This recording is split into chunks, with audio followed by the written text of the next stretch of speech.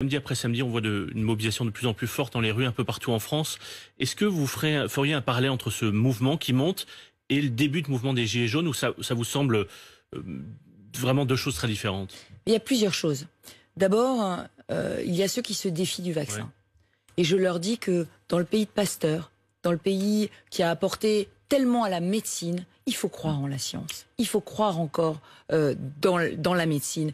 Et donc, il ne faut pas avoir peur de ce vaccin. Ceux qui sont sincèrement inquiets, je leur dis n'ayez pas peur du vaccin. Et puis, il y a aussi ceux qui veulent la désobéissance civile, qui ne veulent pas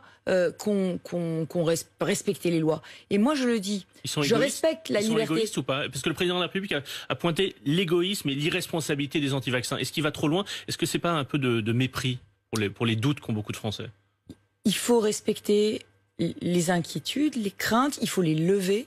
Mais il faut aussi dire que dans un pays, notre liberté s'arrête là où commence celle des autres. Notre liberté s'arrête là où la loi nous impose d'agir. Et je le dis, s'il n'y a que la désobéissance civile, c'est la chienlit. Et moi, je ne serai jamais du côté de la désobéissance civile.